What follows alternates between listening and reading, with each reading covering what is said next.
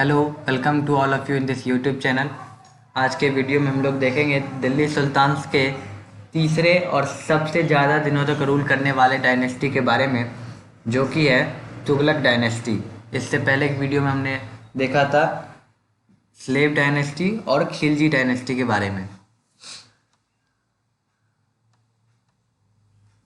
Tughlaq dynasty की शुरुआत होती है 1320 सी से और इसकी समाप्ति होती है 1414 सी में।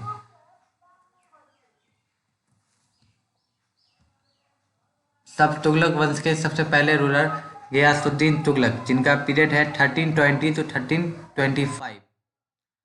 उसके बाद मोहम्मद बिन तुगलक, जिनका पीरियड है 1325 to 1351, also called Mohammad Shah second. इनका मोहम्मद शाह सेकंड भी कहा जाता था। उसके बाद महमूद इब्न मोहम्मद 1351, इनका पीरियड है। फिर आते हैं फिरोज शाह तुगलक, जिनका पीरियड है 1351 to 1388, cousin of Mohammad bin Tughlaq, Mohammad bin Tughlaq के कज़न। उसके बाद काफ़ी सारे रूलर आते हैं, लेकिन मेनली जो इम्पोर्टेंट है पढ़ने के लिए वो गयासुद्दीन तुगलक, मोहम्मद बिन तुगलक और फिरोज शाह तुगलक। ये तीन रूलर काफ़ी ज़्यादा इम्पोर्टेंट हैं, तो इनके बारे में एक एक करके डिटेल में हम लोग पढ़ेंगे। सबसे पहले Ghiyasuddin Tughlaq, the founder of Tughlaq वंश, और इनको गाजी मलिक भी कहा जाता था। इनका पीरियड था 1320 to 1325 C. Founder of Tughlaq dynasty, Ghiyasuddin Tughlaq laid the foundation of for Tughlaqabad, a strong fort near Delhi. Ghiyasuddin Tughlaq ने एक तुगलकाबाद नाम का एक बहुत ही मजबूत फोर्ट बनवाया था दिल्ली के निकट। Ghiyasuddin Tughlaq sent his son Jauna Khan, also known as Mohammad bin Tughlaq, against the Warangal and Madurai. Ghiyasuddin Tughlaq ने अपने बेटे जौना खां, जिन्हें मोहम्मद बिन तुगलक भी कहा जाता था, उन्हें वारंगल और मदुरई के खिलाफ भेजा था। His relationship with the Sufi saint Sheikh Nizam-ud-Din Auliya was not cordial. सूफी सेंट शेख निज़ामुद्दीन औलिया के साथ इनका रिलेशन कोई कॉर्डियल था नहीं। इट इज़ बिलीव दैट जौना खां treacherously killed his father and ascended the throne with the title of Muhammad bin Tughlaq in 1325 CE। ऐसा माना जाता है कि 1325 CE में, जो कि गयासुद्दीन तुगलक के बेटे हैं जौना खां, मोहम्मद बिन तुगलक, उन्होंने अपने पिता की हत्या कर दी और दिल्ली की गद्दी पर अपना शासन कायम कर लिया। उसके बाद आते हैं Mohammad bin Tughlaq 1325 to 1351 CE। He was a very attractive character in the history of medieval times because of his ambitious scheme and novel experiments.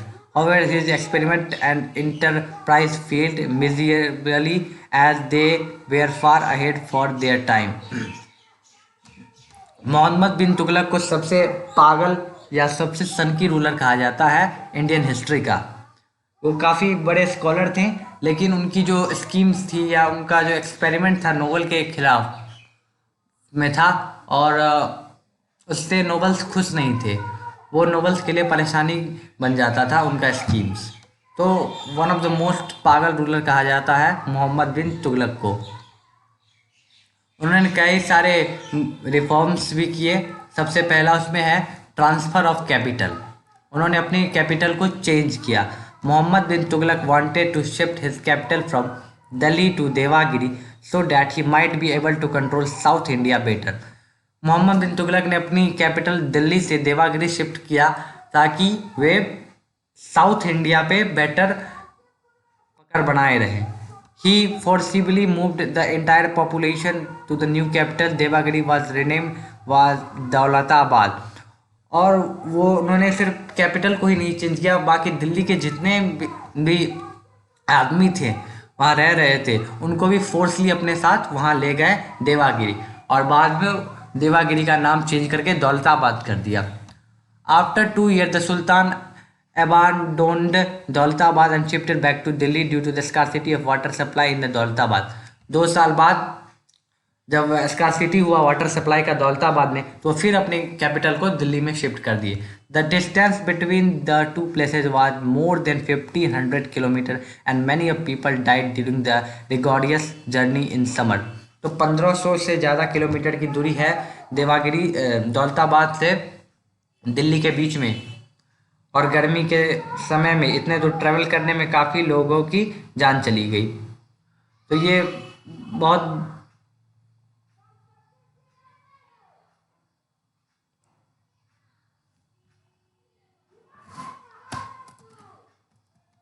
उसके बाद टोकन करेंसी, इनका अगला रिफॉर्म था token currency. In 1329 C sultan Mohammad bin Tughlaq introduce the token currency. 1329 में उन्होंने एक token currency को introduce किया, made of copper to replace gold and silver का है। पहले जो गोल्ड और सिल्वर के कॉइन यूज होते थे उसको हटा करके उन्होंने कॉपर के कॉइन का प्रचलन किया। It was modelled based on the Chinese example. Kublai Khan issued a paper money in China. Very few people exchanged gold, silver for copper, and the token were easy to forgive, which led to be heavy losses. तो लोगों के पास copper huge amount में थी, इसलिए लोगों ने उन्हें exchange नहीं करवाया, और इस वजह से कहीं न कहीं सल्तनत को बहुत बड़ी लॉस का सामना करना पड़ा। Later on Mohammad bin Tughlaq replace his verdict and all the coins were redeemed in gold and silver making the treasury empty. बाद में फिर से उन्होंने गोल्ड और सिल्वर कॉइन का प्रचलन चालू कर दिया और कॉपर कॉइन पे रोक लगा दी। टैक्सेशन इन दोआब रीजन में टैक्सेशन को बढ़ा देना। The failure of the above two experiment resulted huge loss of money. तो दो जो एक्सपेरिमेंट किया गया टोकन करेंसी और कैपिटल चेंज, उसमें काफ़ी सारा लॉस हुआ। In order to improve the financial condition, Mohammad bin Tughlaq increase the land revenue on the farmer of the Doab land between Ganga and Yamuna river. तो गंगा और यमुना रिवर के बीच में जो लोग रहते हैं वो उन्हें कहा जाता है वो दोआब रीजन में रहते हैं।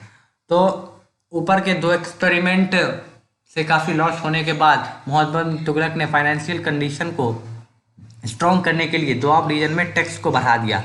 It was excessive and arbitrary step on the farmer. A severe famine struck the region at the time which made the farmers revolt। और उस टाइम पे बढ़ाया जिस टाइम में फार्मर्स का इनकम कम होता था, तो फार्मरों ने रिवोल्ट कर दिया। However the rash step taken by Mohammad bin Tughlaq crush the revolt. तो काफ़ी रैश स्टेप्स लिया गया था उनके द्वारा इस रिवोल्ट को ख़त्म करने के लिए। एग्रीकल्चर रिफॉर्म भी किया इन्होंने। He launch the scheme by which taccavi loans for cultivation were given to farmer to buy seed and the extend cultivation. He set up a separate department for agriculture. Diwan Amir Kohi a model farm under the state was created in the area of 64 square miles for which the government spent around 70 lakh tanks. This experiment future continued by Firoz Tughlaq. तो ये agriculture वाला जो reform था वो continue रहा फिरोज शाह तुगलक के time में भी, तकावी लोन्स वाला scheme. Mohammad bin Tughlaq was the only Delhi Sultan who had received a comprehensive literary, religious and philosophical education। Mohammad bin Tughlaq केवल कैसे रूलर हुए दिल्ली सुल्तान के जिन्हें कम्प्रीहेंसिव लिटरेरी और रिलीजियस और फिलोसफिकल एडुकेशन को लिया था।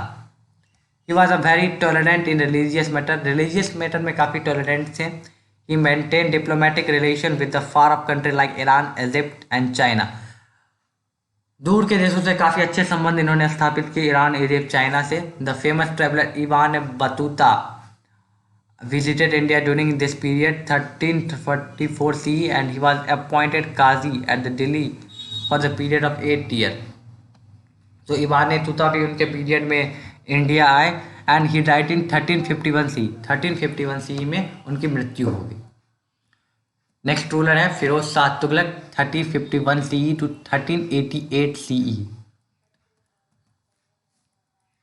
After the death of Mohammad bin Tughlaq in 1351 CE, Firoz Shah Tughlaq was chosen as the sultan by the noble।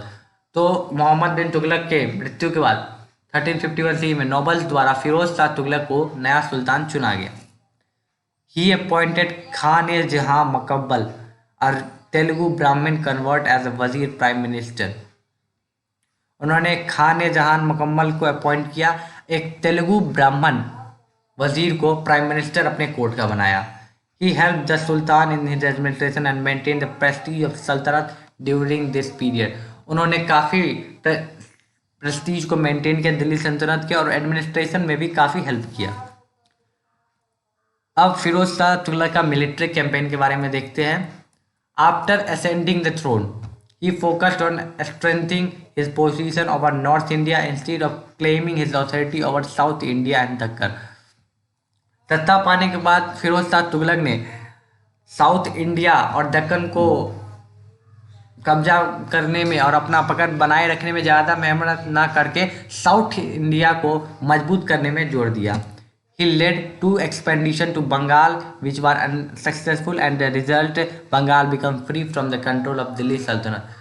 तो बंगाल को पाने के लिए 2 बार इन्होंने कोशिश की, लेकिन अनसक्सेसफुल वो रहा, इस कारण बंगाल फ्री हो गया दिल्ली सल्तनत से। Firoz Shah Tughlaq also attacked Jajnagar, modern Odisha, and collected a large booty from the temples such as Puri Jagannath temple. Firoz Shah Tughlaq ने जाजनगर, जो कि अभी मॉडर्न ओडिशा है, वहाँ अटैक किया और एक बहुत ही बड़े अमाउंट पे बूटी कलेक्ट किया पूरी जगन्नाथ टेम्पल से। He also march against Nagarkot and made its ruler pay tribute. Nagarkot पे भी उन्होंने अटैक किया। During this campaign Firoz Shah collected 1300 Sanskrit manuscript from the Jwalamukhi temple library. इस दौरान उन्होंने ज्वालामुखी टेम्पल के लाइब्रेरी से 1300 संस्कृत के मैन्युस्क्रिप्ट को प्राप्त किया। And Arizuddin Khan translated this into Persian language. और अरीजुद्दीन खान जो थे वो इन सभी को पर्शियन लैंग्वेज में कन्वर्ट किए। Firoz Shah then march against Thatta Sindh region and crush the rebellion there. फिर उन्होंने थत्ता, जो कि अभी सिंध है, वहाँ पे मार्च किया। फिरोज शाह तुगलक का एडमिनिस्ट्रेटिव रिफॉर्म के बारे में देखते हैं। He ran his administration in accordance with the advice of ulemas.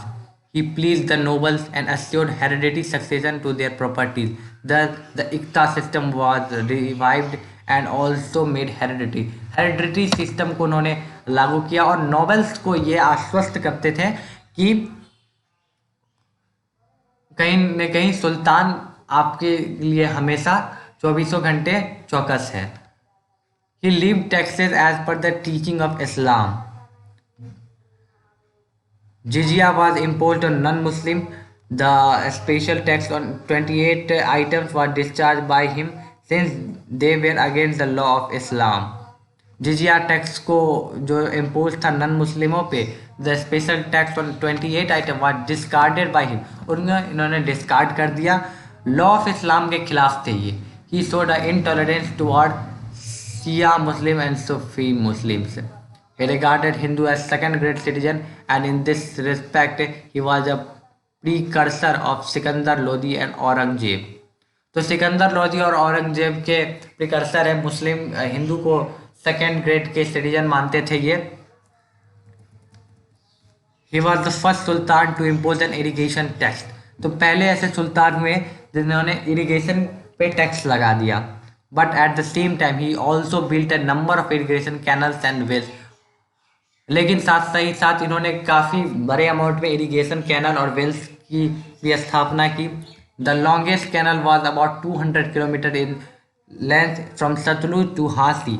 सबसे लंबा जो कैनल इन्होंने बनाया 200 किलोमीटर का था, जो कि सतलुज नदी से हांसी नदी के तक था। Another canal was between Yamuna and Hisar. दूसरा जो कैनल था वो यमुना और हिसार के बीच था। During his region, there were around 1200 fruit gardens in and around Delhi, generating more revenue। इनके रीजन में 1200 फ्रूट गार्डन लगाए गए, जो कि दिल्ली सल्तनत को और ज़्यादा रेवेन्यू जनरेट करने में मदद करती थी। He developed royal factories called कारखानास in which thousands of slaves were employed। He also increased the number of slaves by capturing the defeated soldiers and young persons। They were all around 1,80,000 slaves during his region। उन्होंने factory की शुरुआत की जिन्हें कारखाना कहा गया, और जहाँ कहीं भी वो जाते थे, जिस जगह को कैप्चर करते थे, उनके जो सोल्जर्स होते थे उनमें से जो यंग पर्सन होते थे उनको वो अपने सेना में शामिल करते थे। New towns around 300 were build during his reign. उनके कार्यकाल के दौरान लगभग 300 नए शहर की स्थापना की गई। The famous one being Firozabad, जिसमें सबसे फेमस है Firozabad near red fort now called Firoz Shah Kotla, जो कि लाल किले के पास मौजूद है, जिसे अब फिरोज शाह कोटला कहा जाता है। फिरोज शाह कोटला स्टेडियम, तो उसका नाम अरुण जेटली स्टेडियम कर दिया गया है। Monuments like Qutub Minar and Jama Masjid were repaired, and Ashokan pillar from Meerut and Topara were brought to the Delhi during his reign। तो काफ़ी मोनूमेंट्स को इन्होंने री इनोवेट किया। कुतुब मीनार, जामा मस्जिद, अशोकन पिलर, मेरठ। कुतुब मीनार का जो कंस्ट्रक्शन था उसे कुतुबुद्दीन ऐबक ने चालू करवाया था। कुतुबुद्दीन ऐबक ने सिर्फ बेसमेंट बनवाया था। उसके बाद इल्तुतमिश ने उसको 3rd स्टोरी तक कंप्लीट किया था, और फिरोज शाह तुगलक ऊपर 2 स्टोरी और ऐड किए थे, और कुतुब मीनार का कंस्ट्रक्शन हो गया था 5वें स्टोरी तक।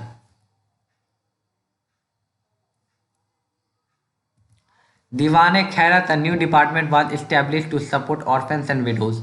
एक दीवाने खैरियत नाम का डिपार्टमेंट एस्टेब्लिश किया गया जो कि अनाथ और विधवाओं को सपोर्ट देता था। Free hospitals like Dar ul Shifa and marriage bureaus for poor Muslim were also establish.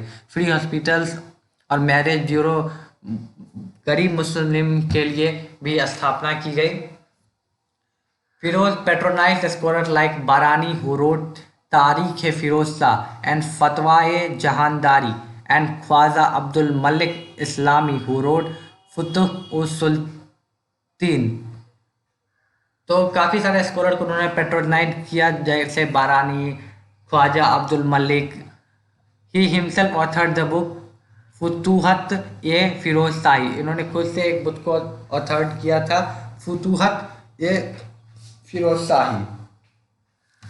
Firoz Shah Tughlaq died in 1388 C में इनकी मृत्यु की। And after that the struggle for war between the sultan and nobles starting. फिर से सुल्तान और नॉवल्स के बीच में पावर को लेकर स्ट्रगल चालू हो गया। His successor like Mohammad Khan, Ghiyasuddin Tughlaq Shah second, Abu Bakr Shah, Nasiruddin Mohammad, जो बाद में बहुत सारे लूडर आए, and had to face the rebellion of the slaves and created by Firoz, जो कि उतने सक्सेसफुल नहीं रहे।